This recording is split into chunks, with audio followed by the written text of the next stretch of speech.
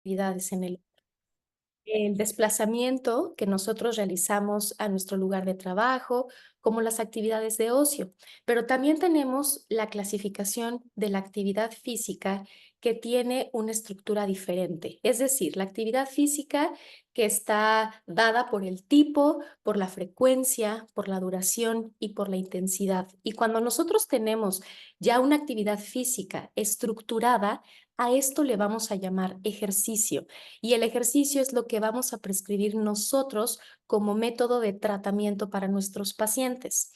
Entonces, esta subcategoría de la actividad física, que es el ejercicio, es la actividad estructurada, repetitiva y sobre todo saber que responde a un fin en el sentido de mejorar o mantener nuestros componentes de la condición física. ¿Y cuáles van a ser estos componentes de la condición física o de la forma física?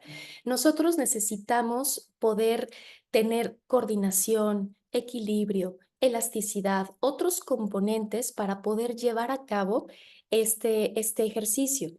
Y a su vez, el ejercicio tiene subcategorías, que puede ser ejercicio aeróbico o ejercicio no aeróbico o anaeróbico. Y bien, el ejercicio aeróbico, pues es aquel de larga duración, puede ser prescrito desde una intensidad leve o bien moderada a vigorosa, o bien el ejercicio anaeróbico, que puede ser de corta duración, de alta intensidad, y siempre va a llevar una demanda superior de oxígeno. Lo más importante que tenemos que saber es que para que sea ejercicio, tiene que responder a un fin, a un objetivo, de acuerdo a la prescripción que nosotros vamos a realizar. Ya no me dejó cambiar. Ok, ahora, cuando nosotros prescribimos ejercicio, tenemos que saber que va a haber una dosis respuesta de acuerdo a esta prescripción. Es decir, cuando nosotros vamos a prescribir ejercicio, recordemos que el ejercicio ya está definido hoy en día como un medicamento más. Y así como todos los medicamentos llevan una prescripción y una dosificación, el ejercicio también lo debe de llevar. Y de acuerdo a esta dosificación, va a ser la respuesta que yo voy a esperar de mi paciente o mi participante. Todos nuestros sistemas van a responder a esta dosis, pero esta respuesta va a ser tanto en el momento agudo, es decir, en el momento que estoy realizando el ejercicio, como vamos a tener una respuesta crónica al estrés que está realizando el paciente. Esto puede ser a un mediano o a un largo plazo. La respuesta aguda se refiere a todos los cambios hemodinámicos que sufre el participante durante la sesión de ejercicio. Estos cambios hemodinámicos se refiere al aumento del ritmo respiratorio, se refiere al aumento del flujo sanguíneo, se refiere al aumento de la temperatura, al aumento de la frecuencia cardíaca, de la presión arterial. Todos estos cambios suceden de manera aguda. Entre más intensa sea la dosis, entonces mi respuesta va a ser mucho mayor. Y luego viene la respuesta crónica. Y esa respuesta crónica responde a la adaptación del tipo de ejercicio que yo estoy prescribiendo. Es decir, si yo voy a prescribir ejercicio de tipo aeróbico, lo que yo estoy esperando es que mi paciente tenga adaptación cardiorrespiratoria a ese tipo de ejercicio que yo estoy prescribiendo y que se va a ver reflejado en aumento de tolerancia al esfuerzo, en aumento de la condición física, de acuerdo a los objetivos que yo marque. Y bueno, existe una dosis respuesta entre ejercicio físico y la prevención del aumento de peso, principalmente en actividad de intensa a moderada o bien vigorosa. Entonces, tomando en cuenta todo esto, al momento de elegir el tipo de ejercicio o de intensidad, necesitamos ser muy cuidadosos y recordar que nosotros estamos trabajando con pacientes que tienen obesidad y que la respuesta al ejercicio de un paciente con obesidad no es la misma de una persona normopeso o una persona con un ligero sobrepeso. Entonces, cuando nuestro paciente llega, es muy importante que nosotros tengamos siempre una historia clínica, que conozcamos muy bien las características del paciente y que en base a todas estas características nosotros podamos elegir de manera correcta la modalidad de ejercicio teniendo en cuenta los objetivos y lo que voy a esperar de esta prescripción. Entonces, ¿a qué se refiere con tomar en cuenta las características particulares del paciente? Bueno, estas características particulares van a responder desde el peso del paciente, qué grado de obesidad o sobrepeso tiene, conocer la edad del paciente, saber si tiene algún compromiso articular que debamos cuidar, si, qué tipo de patologías presenta, si es un paciente con hipertensión arterial, si es un paciente con hipertensión pulmonar, si es un paciente con dislipidemias, con síndrome metabólico, con SAOS, un paciente con un patrón respiratorio restrictivo. Necesitamos conocer muy bien todas las características fisiológicas del paciente para poder hacer una adecuada prescripción del ejercicio. Y sobre de esto, revisar qué nos dice la evidencia científica. ¿Qué es lo que hoy está reportado en cuanto a la prescripción de ejercicio en esta población?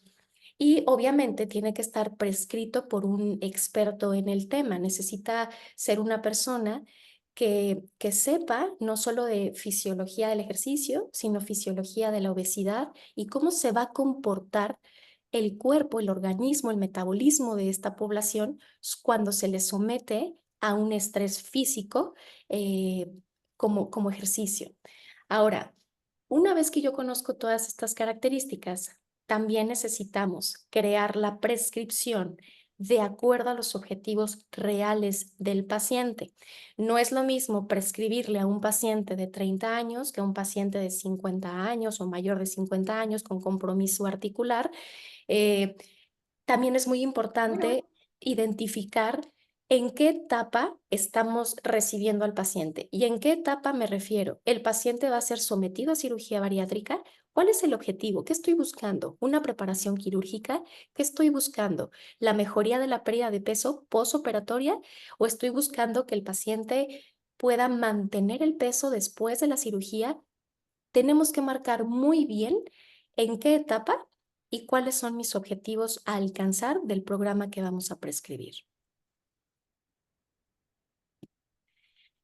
Hoy en día, el ejercicio ya tiene una evidencia contundente de los beneficios. Y esto no es nuevo. El ejercicio ya nos ha demostrado de años atrás a la fecha que realmente ofrece un beneficio real para el manejo, control y pérdida de peso. Entonces, necesitamos integrarlo dentro de cualquier programa establecido para la pérdida de peso. Hoy en día ya no podemos concebir un programa de cirugía bariátrica o de preparación quirúrgica sin la prescripción del ejercicio.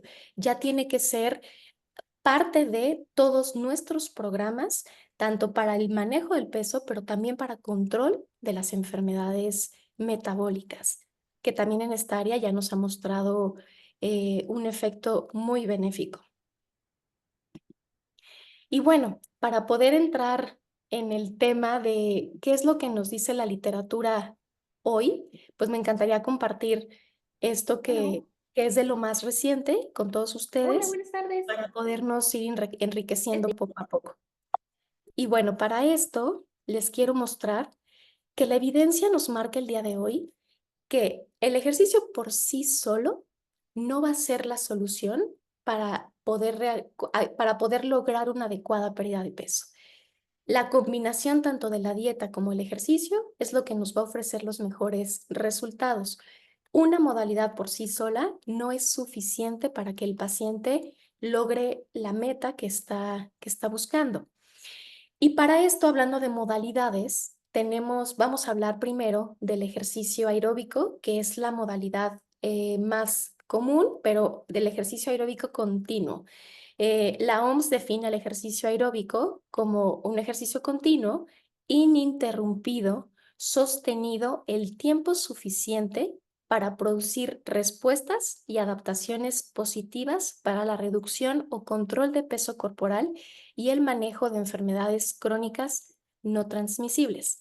Ok, pero la definición nos deja ver cuáles son las características del ejercicio aeróbico, pero no es suficiente para poderlo prescribir o llevar a cabo o aterrizar en un programa de ejercicio para un paciente con obesidad. Entonces, lo primero es conocer las características del tipo de ejercicio y luego ir viendo cómo vamos a establecer el programa para nuestra población.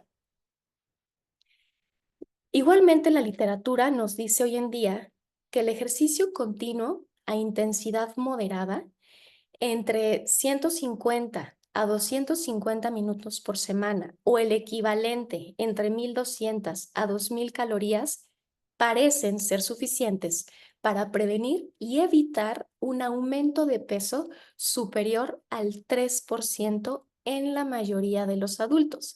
Esto es una información global que está demostrado para cualquier persona o personas normopeso. Y en caso de dedicarle más tiempo, entre 225 minutos a 420 minutos por semana, lo podríamos lograr una pérdida de peso mínima de 2 a 3 kilogramos y una pérdida de peso máxima entre 5 a 7 kilogramos. Entonces, esto nos dice qué beneficios nos da hacer ejercicio continuo de moderada intensidad. Lo mínimo es de 150 a 250 minutos y esto nos va a dar un mantenimiento de peso o nos va a evitar que aumentemos peso por arriba del 3%. Y luego viene la recomendación que si le dedicamos más tiempo, entonces vamos a lograr una pérdida de peso efectiva de 2 a 3 kilos como mínimo y 5 a 7 kilogramos. Ok, pero esto es realmente reproducible en un paciente con obesidad.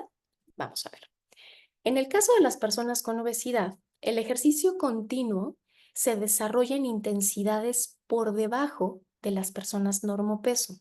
Y esto es muy importante porque aunque tenemos bibliografía que sustenta que el ejercicio aeróbico nos ofrece estos beneficios, no podemos olvidar las características particulares de nuestra población, que es pacientes con obesidad. Entonces, este ejercicio que se va a desarrollar en intensidades por debajo, podemos hablar que tenemos una actividad física ligera en un intervalo de 1 a 3 METs, una actividad moderada de 3 a 6 METs y una actividad vigorosa igual o mayor a 6 METs. La demanda metabólica o la carga mecánica que realizan a estas intensidades puede ser baja en comparación a una persona normopeso, pero va a ser lo suficientemente exigente en términos de intensidad y percepción del esfuerzo en un paciente con obesidad. Entonces, necesitamos establecer los parámetros a los cuales queremos hacer la prescripción del ejercicio aeróbico continuo si es que realmente nuestra intención es lograr la pérdida de peso y tratar de diferenciar que el paciente normopeso no se va a comportar igual que un paciente con obesidad y establecer de manera correcta las cargas para poder lograr que realmente el paciente haga el ejercicio.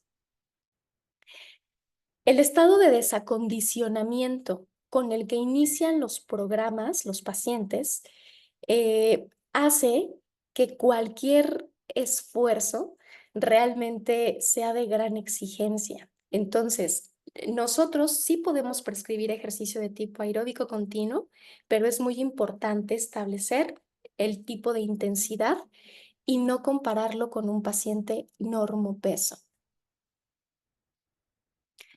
La respuesta fisiológica en esta población es completamente diferente.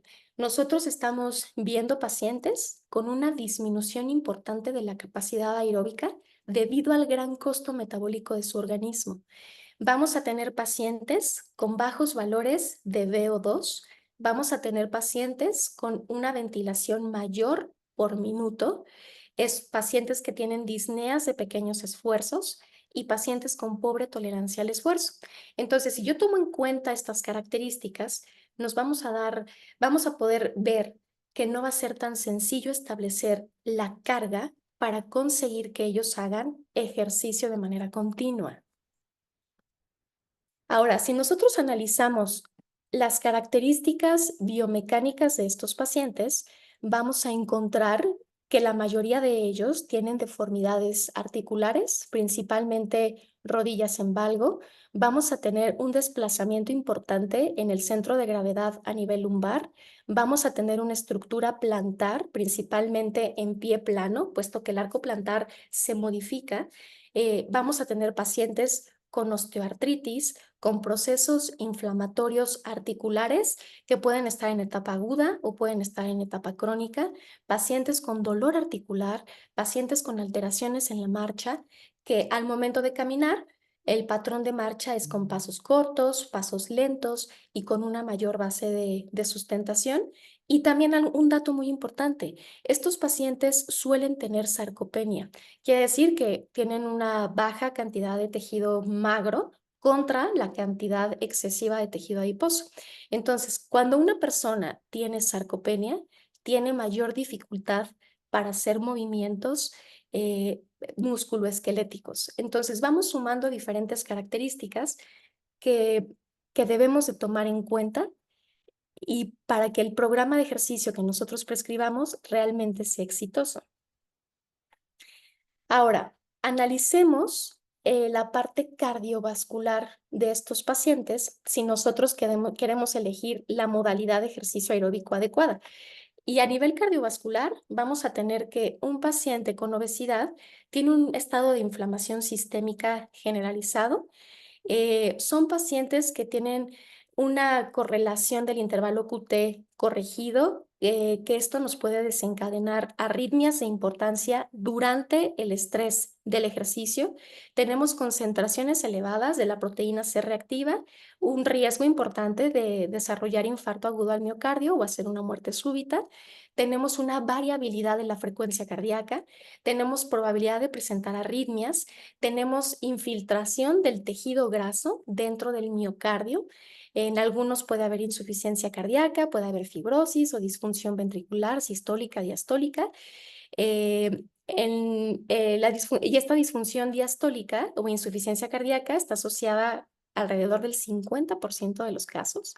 Tienen riesgo de desarrollar fibrilación auricular y por cada 5 unidades de incremento de IMC aumenta un 29% el riesgo de fibrilación auricular y lo que comentábamos, aparte tienen síndrome de hipoventilación o tienen síndrome o tienen SAUS. Entonces, es muy importante que nosotros logremos identificar cada una de estas características antes de prescribir o de elegir la modalidad correcta de ejercicio aeróbico o cualquier otro tipo de ejercicio.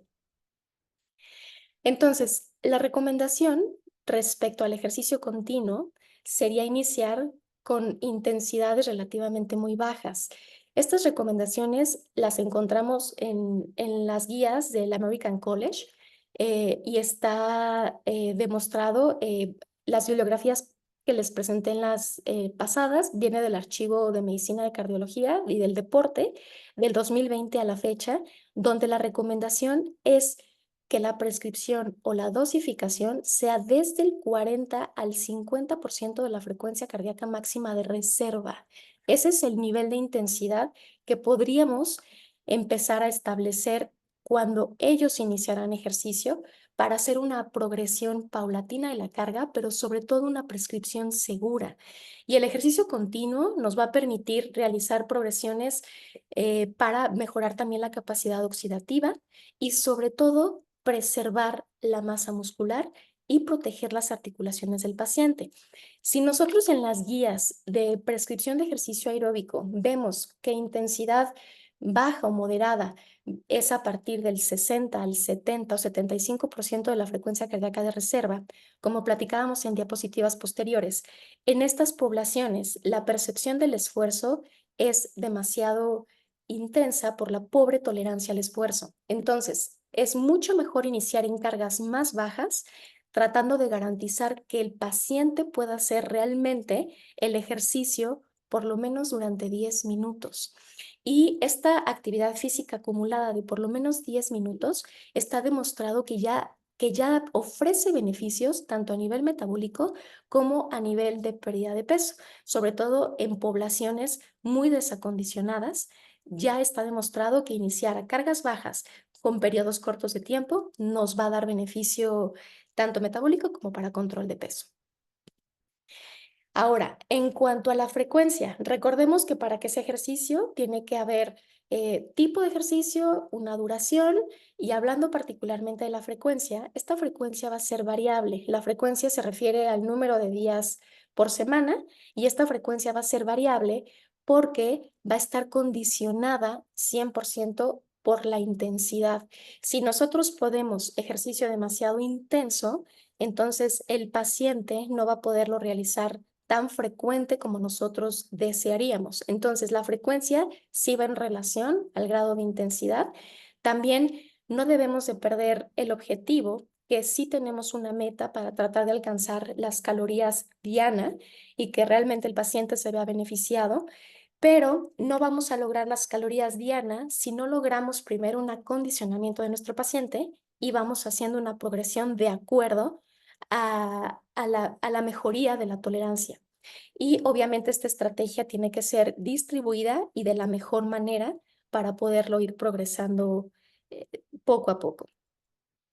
Ahora, me gustaría aquí hablar un poco acerca de la recomendación de acumular 10,000 pasos al día. Esta recomendación es muy común.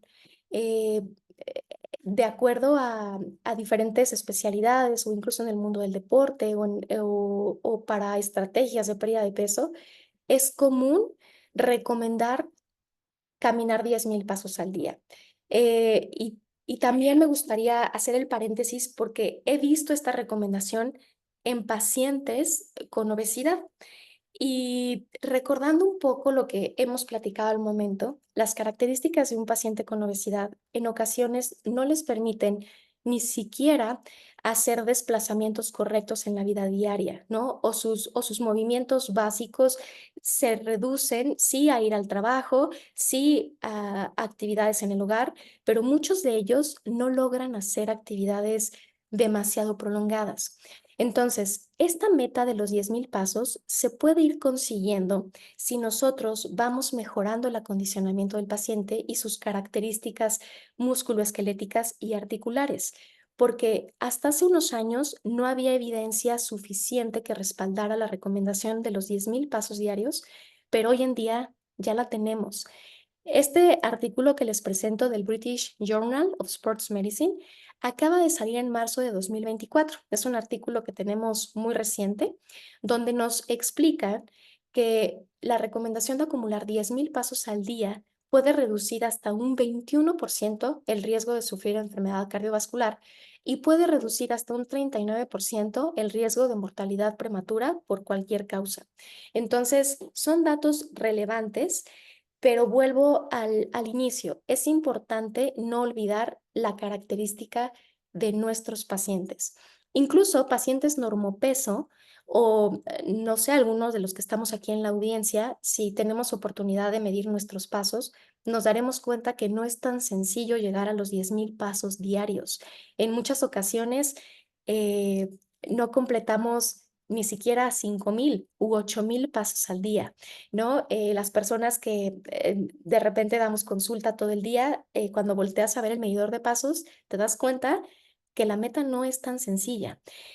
Sin embargo, cuando empiezas a hacer ejercicio, esto es mucho más sencillo, pero no podemos ambicionar tener las dos cosas si el paciente no tiene la tolerancia suficiente para poder llevar a cabo su vida diaria.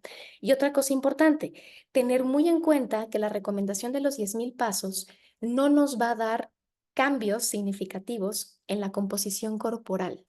La evidencia nos marca que el hacer 10,000 pasos diarios nos va a impactar en la salud cardiovascular.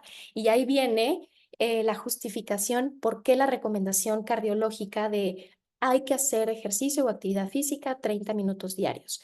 En muchas ocasiones, pacientes con cardiopatías o pacientes con obesidad pueden tener movimiento o actividad física, como lo hablamos al principio, pero no necesariamente es una actividad física categorizada como ejercicio.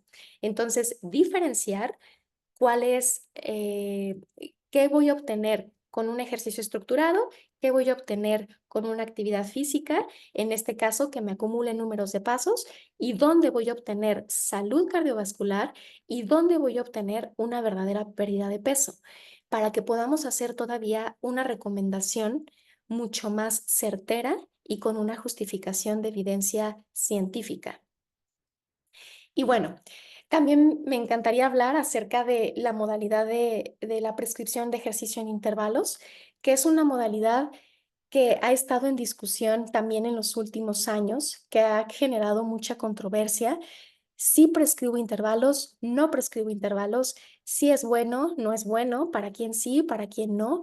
Y pues obviamente en esta charla de modalidades de entrenamiento no podíamos dejar de un lado esta modalidad. Y bueno, tenemos que el ejercicio interválico viene del mundo del deporte y que nació desde 1950, denominado interval training, y en 1960 aparecen los primeros estudios con evidencia científica donde nos muestran que los intervalos entre 2 a 3 minutos son los que ofrecían mayores adaptaciones cardiorrespiratorias. Y bueno, los llamados HIIT, ¿no? High Interval Intensity Training, que en el deporte el objetivo principal es mejorar el VO2, y en los últimos años se ha producido un gran interés por su uso en poblaciones con todo tipo de patologías, incluyendo la obesidad. Se ha de tener muy presente que cuando se aplique HIIT en estas poblaciones, no se cumplirá ni con la intensidad ni con la duración de lo establecido en el deporte, ¿no? Que esto igual es muy importante tenerlo en cuenta y no olvidar que el paciente con obesidad no se comporta ni como el paciente normopeso ni como el paciente con sobrepeso. El paciente con obesidad tiene una fisiología muy distinta. Y bueno, los sujetos no entrenados con patologías establecidas difícilmente podrán soportar o incluso alcanzar cargas con tanta intensidad como no lo demanda HIIT. Entonces, recordemos que la estructura del HIIT es episodios de ejercicio de alta intensidad por periodos cortos de recuperación. Y alta intensidad, vale mucho la pena aclarar que alta intensidad para un deportista puede ser del 90 al 100% de la frecuencia cardíaca máxima teórica, como para nuestra población un 65% del VO2 max. Entonces, el esfuerzo máximo se va a determinar de manera particular. No podemos generalizarlo. Así como para el deportista entre el 90 y el 100% de la intensidad es alta intensidad, para nuestra población puede ser tan baja como el 65% del VO2, ya considerarse como un esfuerzo máximo para nuestro paciente. Estos intervalos o este tiempo de intervalos puede ir desde 30 segundos hasta 4 minutos o más. Y esto dependerá del objetivo, dependerá de las características otra vez del paciente y dependerá de lo que yo estoy considerando para la planeación de este entrenamiento. Pero lo que sí es muy importante es que para que se considere un HIIT debe de haber por lo menos 2 intervalos de trabajo. Ahora, los protocolos de intervalos se suelen dividir según la intensidad. Tenemos intervalos de alta intensidad o High Intensity Interval Training, o tenemos que pueden ser cortos o pueden ser largos.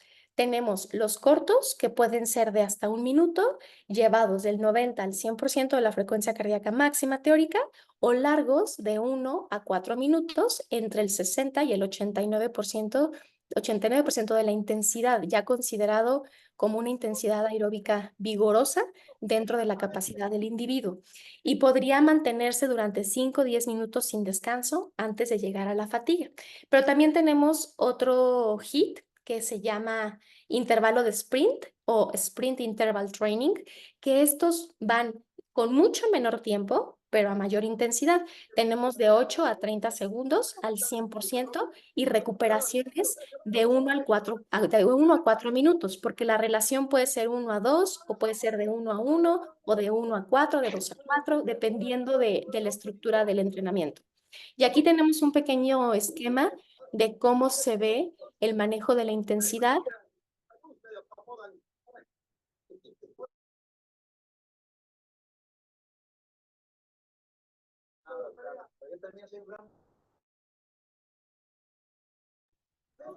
¿Ahí me escuchan? Y la modalidad de mediana intensidad. Muy bien. Ahora, ¿qué nos dice la evidencia acerca del entrenamiento en HIIT? Bueno, pues las revisiones sistemáticas con metaanálisis comparan los efectos de cada una de estas modalidades entre HIIT, SIT y MICT para medir la eficacia respecto al manejo de sobrepeso y la obesidad. Y tenemos que hay adaptaciones específicas en función del método de entrenamiento utilizado. Entonces, cada modalidad nos va a ofrecer adaptaciones distintas, teniendo que HIIT y SIT presentan mayor efectividad en la pérdida de peso con grandes ventajas, que tenemos mayor actividad de los factores para el consumo de grasa como sustrato energético durante el ejercicio y tenemos 40% menos de compromiso de tiempo de entrenamiento para obtener los mismos beneficios. Y aquí parece que encontramos magia. La intensidad y la duración del ejercicio juegan un papel muy importante en la regulación de la composición corporal. Tenemos que esta modalidad de ejercicio pues nos mejora el consumo local de grasa en el paciente con obesidad, nos mejora la regulación de la insulina por encima de una modalidad continua de mediana intensidad y nos da mejor control lipídico en sangre. Y aparte, HIIT recluta mayor cantidad de fibras musculares que el de moderada intensidad, ofreciendo mejor resultado. Cuando nosotros empezamos a leer esto y empezamos a ver esto, parece que encontramos la respuesta para la prescripción del ejercicio, puesto que está evidenciado, como lo acabamos de ver, que nos da muchos beneficios por encima del de mediana intensidad y además con tiempos más cortos. Pero vamos a analizarlo de manera particular una vez más en nuestra población. Las consideraciones generales, otra cosa muy importante del HIIT es que reduce la ingesta de energía. A nivel cerebral nos estimula reduciendo la sensación del apetito, aumenta la lipólisis, aumenta la oxidación de los ácidos grasos, mejora la producción de insulina, la captación de la glucosa y aparte, y ha demostrado ofrecer más beneficios en general en la pérdida de peso. Pero, ¿qué pasa con el paciente con obesidad y la prescripción del HIIT? ¿Es adecuado y o posible trabajar a intensidades tan elevadas a largo plazo en poblaciones adultas obesas que suelen ser sedentarias? Bueno, una población no deportista y con obesidad o sobrepeso difícilmente podrá tolerar HIIT sin antes haberse sometido y tolerado a su cuerpo un MIC, que recordemos que es el de mediana intensidad. Y aunque HIIT puede producir alteraciones en el organismo, alteraciones en el organismo, nos puede generar lesiones musculoesqueléticas. Y a nivel psicológico, cuando un paciente o cualquier individuo no es capaz de realizar la prescripción de ejercicio, viene una sensación de frustración intensa que eso favorece el desapego al tratamiento. Entonces, la evidencia la tenemos. Hoy sabemos que efectivamente HIIT es una opción válida, contundente con resultados, que nos va a mejorar el estado metabólico y nos va a mejorar la composición corporal de nuestros pacientes. Pero no olvidemos que no es una receta de cocina. No olvidemos que tenemos que individualizar cada uno de los beneficios y las recomendaciones hoy documentadas.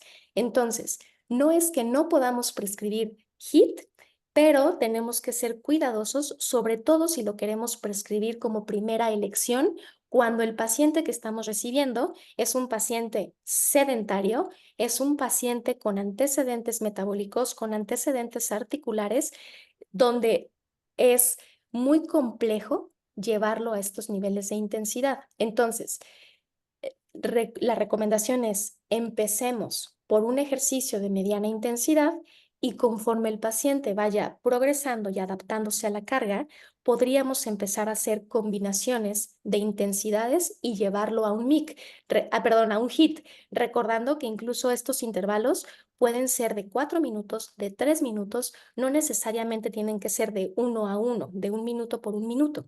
Entonces, o de 1 minuto por 30 segundos. Necesitamos ser muy cuidadosos al momento de la selección de la modalidad, pero está evidenciado que HIIT nos ofrece beneficios por encima del ejercicio de mediana intensidad.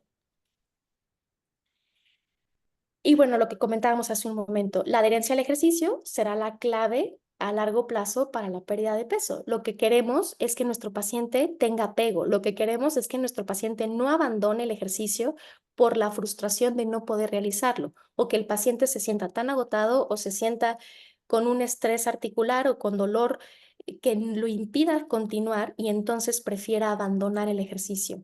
Quizá sea más adecuado proponer un programa a largo plazo para la pérdida de peso progresivo en cuanto a intensidad, realizando una progresión paulatina que vaya motivando la transformación del paciente de manera segura y eficaz. Y sobre todo, recordar en qué etapa se encuentra mi paciente y cuál es mi objetivo hoy. Un paciente que fue sometido a cirugía bariátrica y que comienza la pérdida de peso, va a ser mucho más sencillo progresarlo y que en un corto plazo podamos llevarlo a un ejercicio de alta intensidad, porque la cirugía nos va a dar una pérdida de peso tan importante que el paciente va a poder tolerar mucho mejor la carga que un paciente que no ha sido sometido a cirugía bariátrica y que la pérdida de peso se va a comportar muy distinta. Y además no olvidar que esta modalidad de entrenamiento, sea aeróbico continuo o de intervalos, tiene que estar siempre acompañado por ejercicio de fuerza muscular y también el entrenamiento de las otras cualidades físicas para también esto nos vaya enriqueciendo y el paciente pueda desempeñar mucho mejor la actividad aeróbica.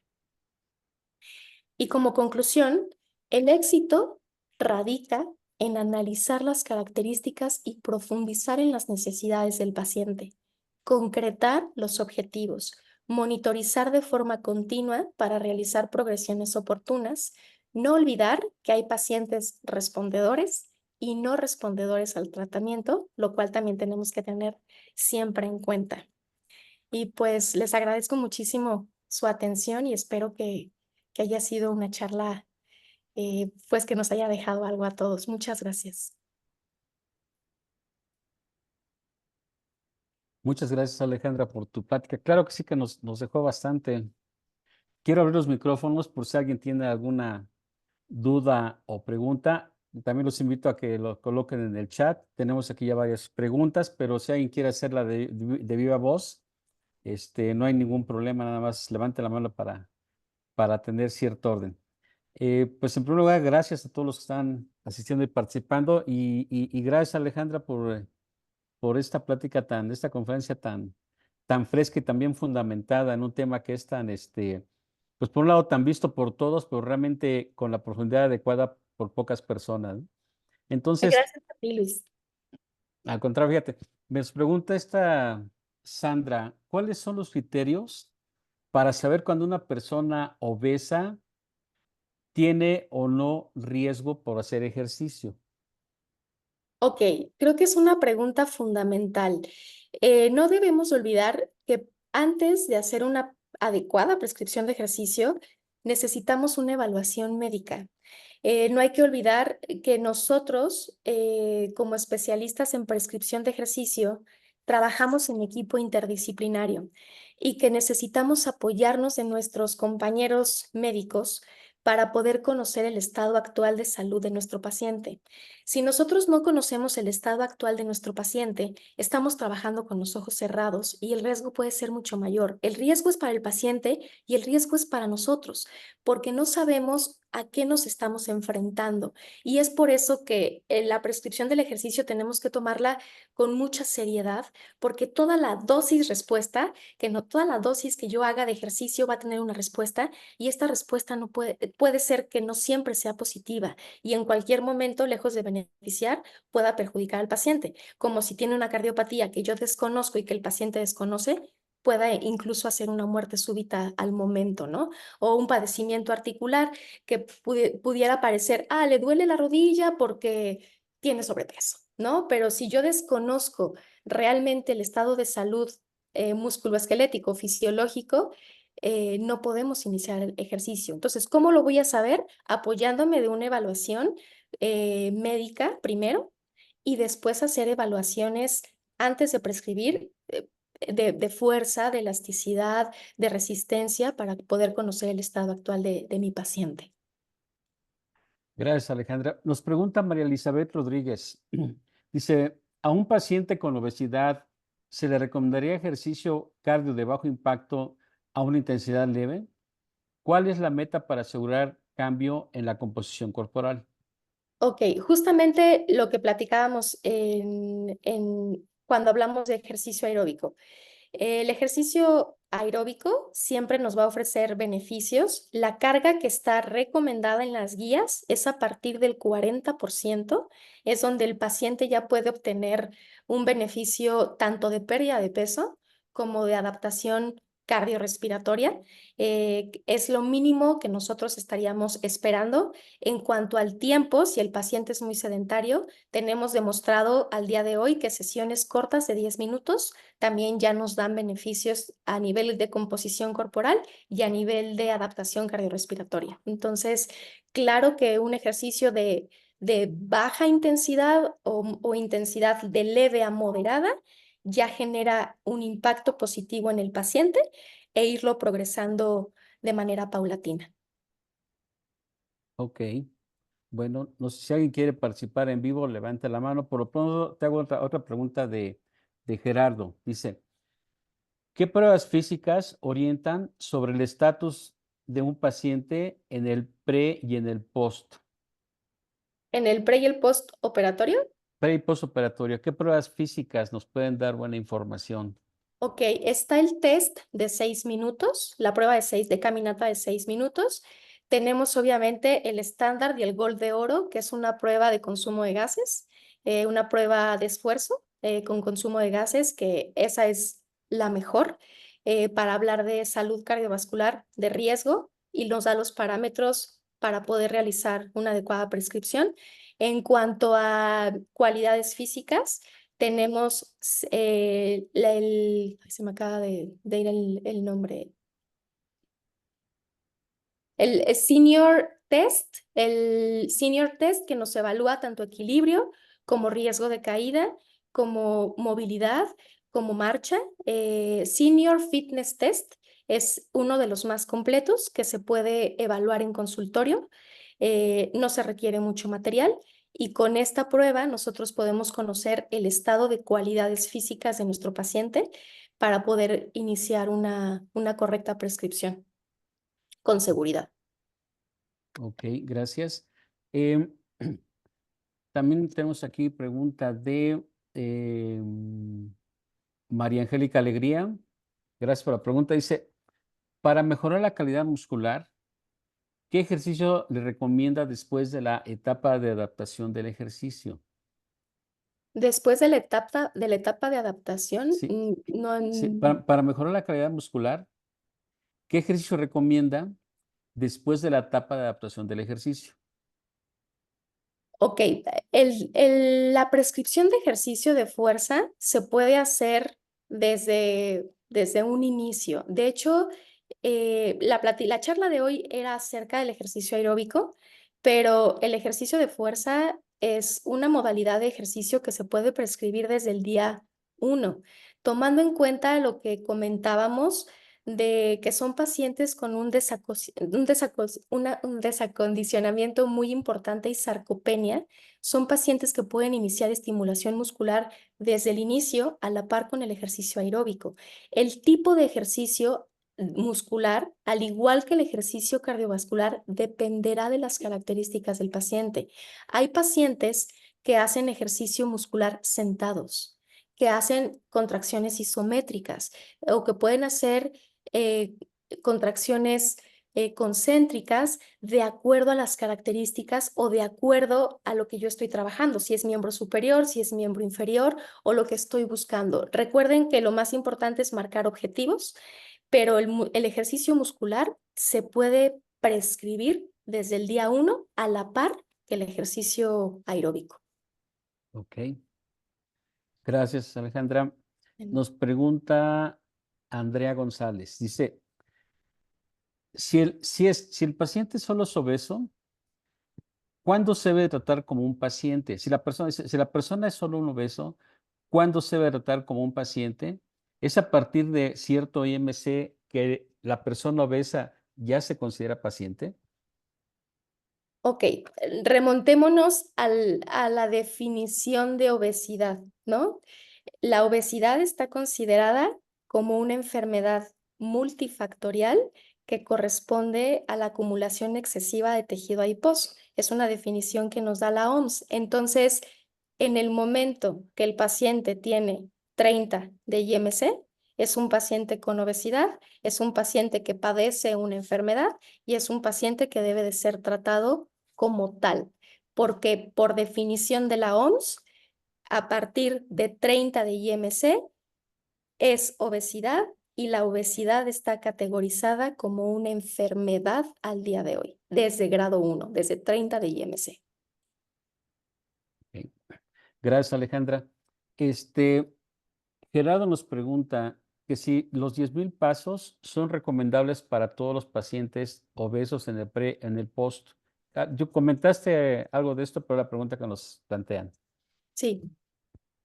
Ok, lo que platicaba acerca de la recomendación de los 10,000 pasos era que efectivamente yo había visto con recurrencia que se les recomendaba a los pacientes completar los 10,000 pasos.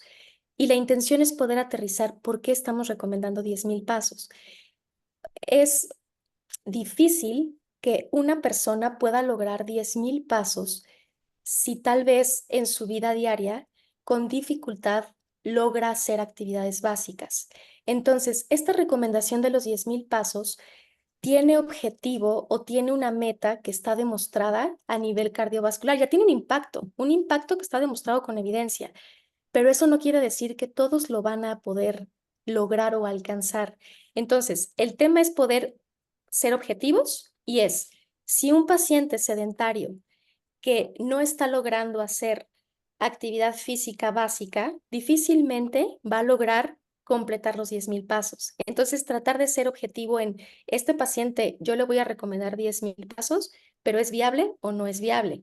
¿Es recomendable? Sí, sí es recomendable, pero empecemos con una recomendación básica de ejercicio estructurado y vayamos promoviendo que poco a poco vaya alcanzando metas, pero no prescribamos 10,000 pasos cuando ese paciente es incapaz de hacer actividades básicas de la vida diaria.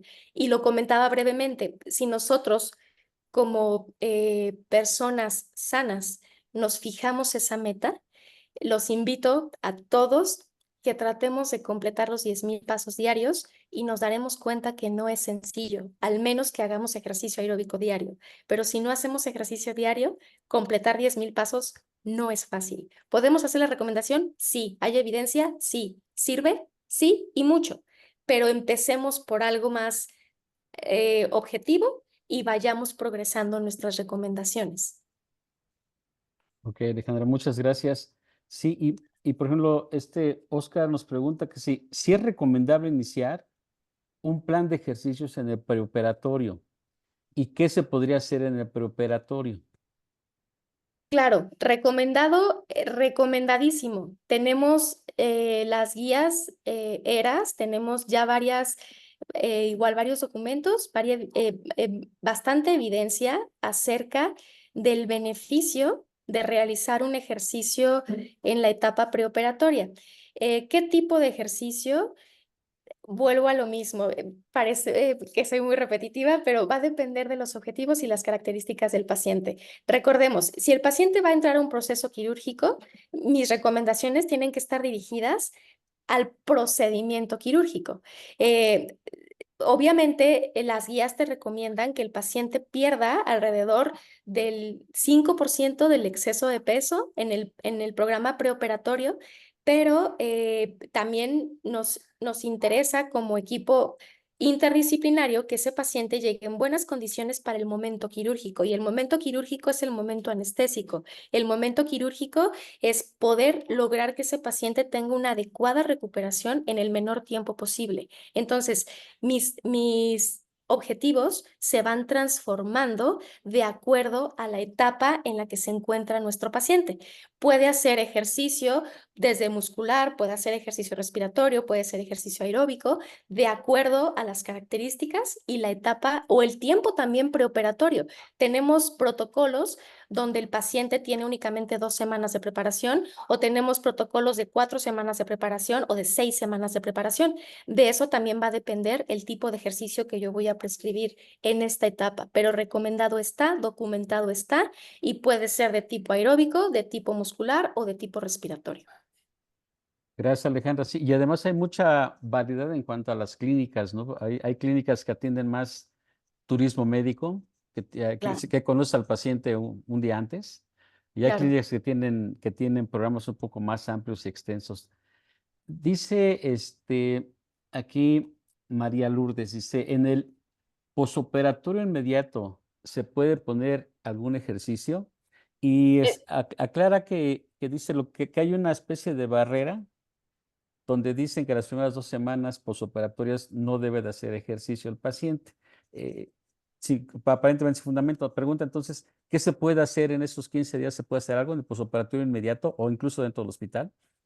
Claro, el ejercicio se debe de prescribir dentro de las primeras, después de las 24 horas de la intervención quirúrgica. Esto también ya está documentado. La evidencia nos dice, igual en las guías clínicas de manejo de cirugía bariátrica, ya nos hablan de la importancia de poder empezar ejercicio en el posoperatorio inmediato y no solamente en cirugía bariátrica.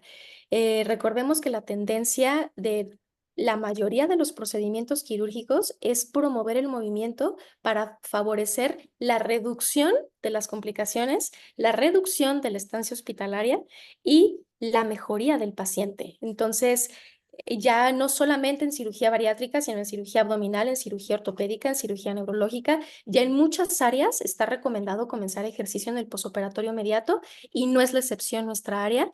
Y de igual manera se puede empezar con ejercicio de baja intensidad, caminatas, ejercicio aeróbico, se puede iniciar con ejercicios respiratorios, pero la movilidad tiene que ser temprana en el posoperatorio inmediato. Ok. Bueno, varias personas te han felicitado, no lo he mencionado, pero tienes muchas felicitaciones. Y nos pregunta Andrea si me dice, Gracias. Andrea pregunta, excelente tu charla. El paciente tolera mucho mejor la actividad en pileta, pero le cuesta mucho trabajo exponerse, ¿no? Correcto. Bien. Ok. Sí, eso es correcto. La verdad, a veces no solamente eso, la verdad es que el tema del pudor del paciente también es algo que no podemos no mirar y no ser empáticos. Hay veces que los pacientes ni siquiera encuentran un traje de baño adecuado para ellos. O sea, hay pacientes que no tienen ropa para poderse meter a una alberca, ¿no? Y eso es una realidad. Entonces, sí puede parecer que el ejercicio en alberca, pues es lo más seguro, no hay estrés articular, se pueden mover fácilmente, pero no es solo cuánto se puede mover, sino con qué ropa se va a meter, ¿no? Entonces, a veces no es tan sencillo. Así es, sí. Oye, pues creo que ya no hay más preguntas. No sé si nos quieras dar un último mensaje que nos llevemos porque Creo que el ejercicio es uno de los temas fundamentales, lo reconocemos todos, pero el manejo adecuado del ejercicio no es no es tan sencillo, ¿no? Pues me encantaría poder sembrar en cada uno de los que estamos hoy aquí reunidos esta conciencia de compartida de que el ejercicio es un tema serio, el ejercicio es una responsabilidad muy grande y que tener esta población en nuestras manos eh, requiere de verdad de un gran dominio del tema, un gran dominio del comportamiento fisiológico y la responsabilidad del beneficio o del daño que podemos generar cuando no le damos la seriedad debida. Y que este tipo de foros son muy valiosos porque podemos tener la oportunidad de compartir ideas, compartir la literatura, compartir documentos científicos que nos van enriqueciendo como comunidad y que vayamos poco a poco avanzando en el tema de la prescripción del ejercicio, pero desde un punto serio y responsable como el personal de salud que somos, ¿no? Para nuestros pacientes. Pues muchas gracias a la licenciada terapia física Alejandra Pérez. Quienes van a ir a Mazatlán van a escuchar, van a tener la oportunidad de escucharla también allá con una amplia participación. Pues muy agradecido con tu presencia, Alejandra. Vamos a tener esta sesión, preguntan si se va a grabar, si se graba. Va a estar en las redes sociales del colegio, tarda aproximadamente una semana en aparecer, en YouTube, en el canal del colegio. Ahí están nuestras sesiones que en forma conjunta estamos realizando. Gracias a todos por su Gracias. presencia. Te sigue recibiendo felicitaciones. Encantadora Muchas, tu charla. Y pues muchas gracias a todos y que la pasen muy bien. Nos vemos la siguiente sesión. muchas gracias, Luis. Te agradezco mucho la invitación y gracias a todos por conectarse y acompañarnos. Mil gracias. Un abrazo a todos. Bye. Bye.